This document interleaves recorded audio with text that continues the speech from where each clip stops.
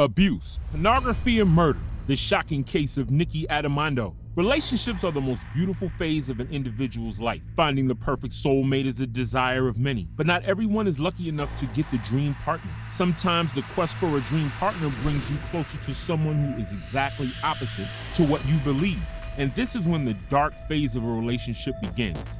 Today's case is the story of one such young and ambitious girl who thought that she found her person, but the truth was that she was entering into a web of never-ending torture. Welcome to AF Crime, the channel that brings you fascinating crimes all around the world. If you're interested in this kind of content, this channel is for you. Make sure to like this video, click on the subscribe button, and turn on the notification bell to keep you updated on our recent uploads. Now, let's get right into the video and investigate more about Nikki Addimando's case, which has divided people's opinions over time. It was 2008 when a teenager, Nikki, had just started her professional journey as a gymnastics instructor in a gym. She was very excited to take up the new role because this was going to be her first official job after passing high school. Being a New Yorker, excitement and the thrill was in her blood, so she decided to take up this job. Right after joining the gym, she met Christopher Grover over there as another gymnastics teacher. 21-year-old Christopher seemed very charming to 19-year-old Nikki, who was just thinking about finding her other half. As both of them spent much of the time together, Nikki felt that she was getting attracted to Grover. Eventually, both fell in love and moved in together. Life was never better than this. The couple had their ideal jobs and were much in love with each other. Soon, they started making plans to start a family together. 2012 was the year when Nikki got the amazing news that she was expecting, so they decided to move into a better locality and shifted to Salt Point, New York. During this time, she felt that Christopher's attitude was changing dramatically towards her. Sometimes he used to be very aggressive, and sometimes he was excessively sweet. Nikki hadn't seen him behaving like this earlier, so she tried to comply with whatever Christopher demanded of her. Nikki said, "I also thought that if I could make him happy, it would stop, or that things would go back to how they were," but nothing changed. Nikki thought of taking help from a therapist so that she could overcome the depression which she felt due to Grover's emotional abuse. She went to a clinical social worker named Robin Dusty Nason to discuss her situation. While talking to her therapist, she disclosed how she was assaulted a number of times by Christopher, and that he wasn't the only one who had done so, but she was also sexually abused in her childhood, which was why she was getting affected by Christopher's actions a lot. The therapist gave her some relaxants and advised her to shake off these thoughts from her mind. Meanwhile, for the safe side, she also informed the cops about how Nikki was getting assaulted, but since she had no solid proof in explaining that except Nikki's statement, hence things remained the same. The following year, Nikki gave birth to their first son and stopped coming to Nason for therapy. This made Nason believe that somehow things had gotten well between the couple after the birth of their child. However, this wasn't true, as Christopher's attitude became worse by that time. In 2013, Nikki came again to see Nason. After a long stretch of time, Nason felt that she was looking very pale and afraid. Upon asking, Nikki told Nason that she had caught something disturbing from Christopher, and she showed it to her. It was a videotape of Christopher's raping Nikki. Then Nikki further narrated what had led to the incident. She told that as she was trying to put their son Ben to sleep, Christopher entered the room and tried to advance sexually towards her, as she wasn't wanting that. So she politely declined him, which made him furious. He slammed her head violently against the door of Ben's room and then raped her and recorded him while raping her. When Nason advised Nikki to inform the authorities and confront Christopher regarding the video, Nikki refused because she saw the limits to which Christopher could go in his fit of rage. She was unsure whether this step of hers would keep her or her child safe. Finding her unwilling to protest against the assault, Nason couldn't do much but pacify her. During this time, Christopher's violence took a new turn.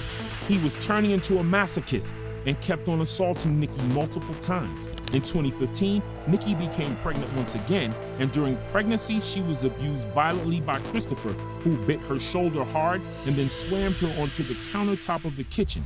Afterward, he assaulted a pregnant Nikki.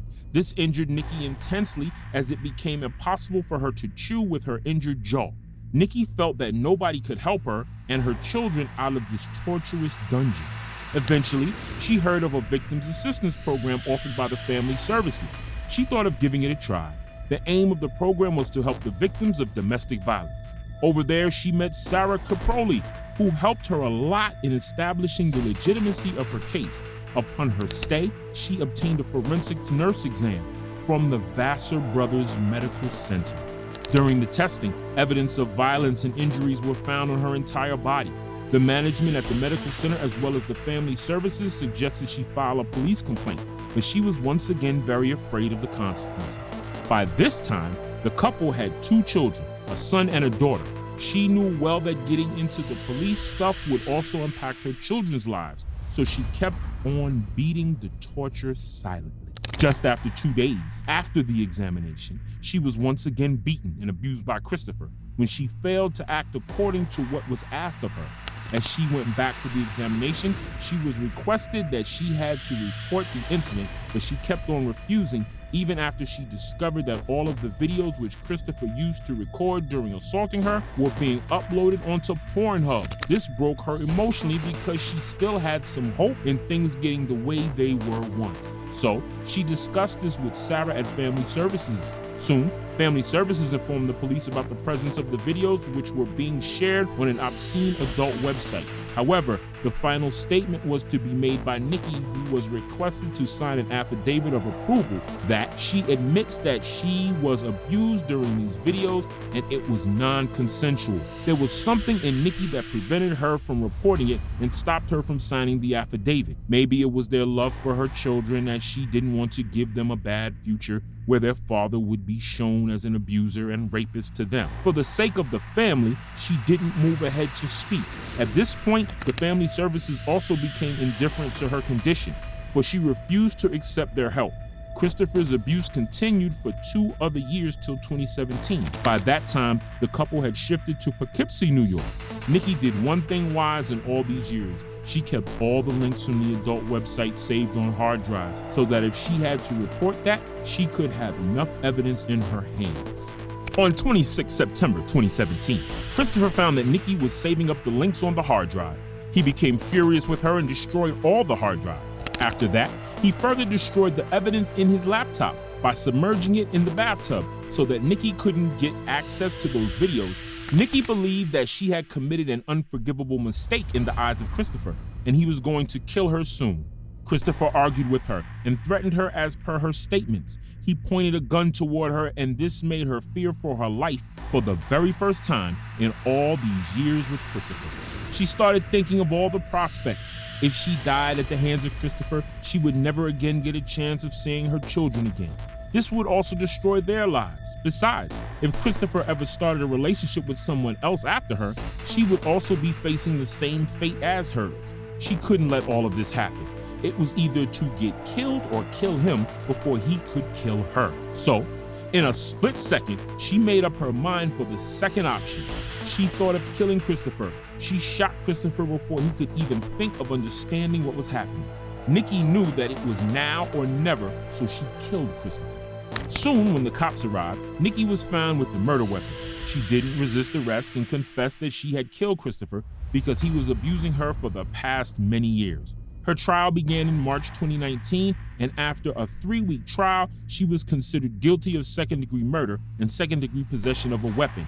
She was sentenced to 19 years of imprisonment and was taken to the Bedford Hills Correction Facility for Women.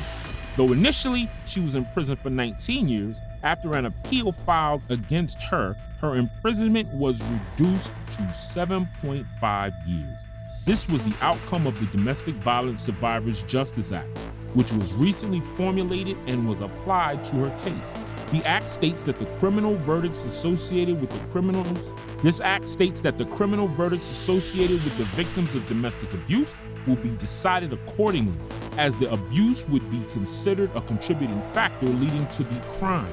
The appellate court found that the photographs of her examination, the testimonies of witnesses, and associated evidence regarding abuse were enough to ascertain that Nikki's decision to murder Christopher was partly influenced by the abuse which was inflicted on her over the years. However, she was still considered guilty of murdering Christopher, and that became one reason behind the rejection of her push for clemency by the authorities.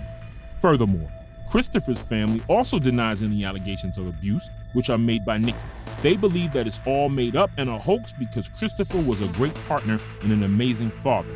The authorities also recovered a Father's Day card from the couple's house. This is a card made by Nikki for Christopher in which Nikki gives the reasons why Christopher would turn up to be an amazing father. This argument was also used by the prosecutors, who they argued that if Nikki was consistently abused by Christopher, then why would she make a card for him? Besides, they also argued why Nikki never reported all the abuse to the police or filed any official complaint. When Nikki was asked what she thought about her decision to murder Christopher, she replied that knowing that the pain she had caused so many people plays over and over again in her mind. Though she feels sorry for Christopher's family, but things can't be changed now.